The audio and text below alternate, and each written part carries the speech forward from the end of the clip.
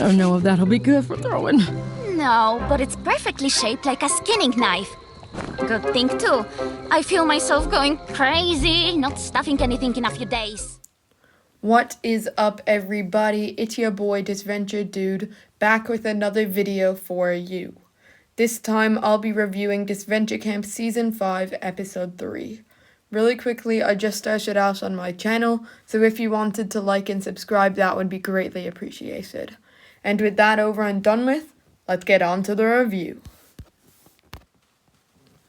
Episode 3 is similar to Episode 2 because the episode is once again grace until the very end, when things get controversial, making people dislike the episode a lot more. I like the episode, however I do think that it gets weaker towards the end. I'll talk a bit more about the episode overall at the end, but for now I'm going to go through everything bit by bit, determining the good, the bad, and everything in between. Also, quick warning, this video will contain spoilers for the actual episode, so if you haven't already watched it, I'd suggest going to the Odd Nation Cartoons official channel to watch it before watching this video. Starting with the scene of Bruno meeting the favorites, I think it's pretty good. The conversation opened the door for a potential friendship/alliance between Lake and Bruno, which is pretty cool. The one thing that tears the scene down, and it's kind of a nitpick, and that is that Rosa, in my opinion, overreacted when Bruno said that Aiden was still in the game. I don't know why I noticed, I just did, lol. Aiden's reaction to seeing the fans camp was actually kind of funny, although I think he is acting way too superior over the other fans. I get that him acting that way is the point of his character this season, but it's still really annoying. Aiden's character has always annoyed me to an extent, but this season he's just super annoying, which is mine and many others' main problem with him. Also, once again, Finn, that's a married man you are hissing on, and even if Tom was swapped, he would stay loyal to Jake, bro. You have no chance. The moment between Ren, Dunia, and Ernesto is amazing because it's just so sweet. The fact that Ren and Ernesto would do something like that for Dunia is just so wholesome and shows how kind they are, and I think that this dynamic is amazing. I'll talk more about Ernesto overall later, but one thing I will say is that his arc feels a little too similar to Emily's for me, from last season to me. Don't get me wrong, I still like Ernesto, and I still like Emily, and I think he's a great character, but it just feels like Odd Nation's cartoons saw how much love Emily got, so they repeated her arc with Ernesto. Both go from grumpy and irritable to cheerful and reformed in the time span of just 3 episodes, with a very kind and agreeable character being the one to help them, being Hannah for Emily and Ren for Ernesto. Either way, I really like both Emily and Ernesto. I just sort of noticed it. The challenge was once again very good, just like in episode 2. If I'm being honest, I think that the challenge was probably the best one so far this season, besides the musical. And there was room for social interaction, while it could also be serious at times. The second part of the challenge was very entertaining, but quickly I'll go through the first part and the main interactions there. Starting off with the trio of Natalia, Tom, and Gabby, I really like how the dynamics work between them, with Natalia trying to help Gabby without making her feel bad.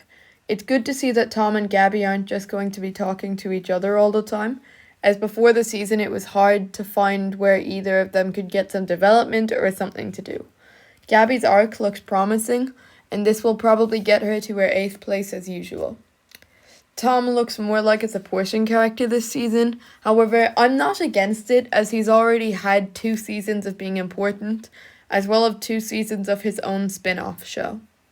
I really like how Tom trusted Natalia, even with what Alec told him, but it makes me worry that there might be some foreshadowing for Natalia possibly betraying Tom in the future. Speaking of Alec, I didn't get his problem with socializing this episode, and how they were making that out to be his fault, when in reality it was just really other people hating him. This isn't a huge issue or anything, I just don't get why they're saying it's his fault, really. Seeing his conversation with Anastasia, though, it did make me wonder when we'd find out why she hates him, though. The second part of the challenge was very good as it had more interactions between Lake and Anastasia. Ernesto is also very good, don't get me wrong, but they are the main focus of this section. Lake and Anastasia's dynamic is great this episode. In episodes 1 and 2, Lake had barely anything to do, which is why I'm glad that she can finally do something this season, and that she won't be a background character again like in All Stars. Anastasia being able to make up with Lake is something that she wouldn't do in Carnival of Chaos, which shows once again just how much she's grown. Overall, the episode was very good up to this point, with great interactions and a great challenge. But now, on to the elimination. Very quickly, I'll cover the scene between Dunia and Nora. Nora shippers must have been skipping to see this scene, bro. As I said in my episode 2 review, I didn't expect Nora's arc to begin this quickly, so when the episode released, I was kind of wondering what they'd do with Nora for the rest of the season. Either way, this scene was great, and I really hope we do get more from these two. As for the elimination, this is where most of the hate on the episode comes from. Aiden really pissed me and a lot of other people off this episode, and I get that this is the point, but it's still really annoying. As I said earlier, it feels like he's trying to act superior to the other fans, guiding them to play right. In the process, he's done the exact opposite, getting a majority to save Evie, because he thinks she has an advantage which she doesn't have. Like, why the hell did Aiden trust Alec, who is so well known for deception?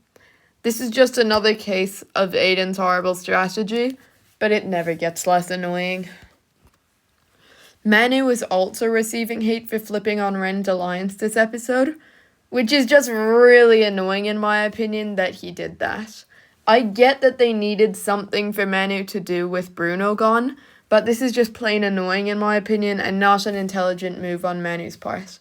Like, even if Evie did have that advantage, why should he keep her in when at some point in the game she could use it to eliminate him? Like, Manu. What? Overall, the episode was great until the elimination. So far, Friend vs. Favorite hasn't done great with eliminations, with the only one I sort of liked being the episode 2 elimination, but that was ruined because of the swap. I really liked the dynamics between Lake and Anastasia this episode, and the Ren, Ernesto, and Dunia trio was amazing. Ernesto had a fantastic arc, and I hope in the eliminated contestant episodes we see more of him. Anyways, that's all I have for this video, so thank you for watching. I really hope you enjoyed. The episode 4 review will be out soon, so stay tuned for that. But for now, Disventure Dude out.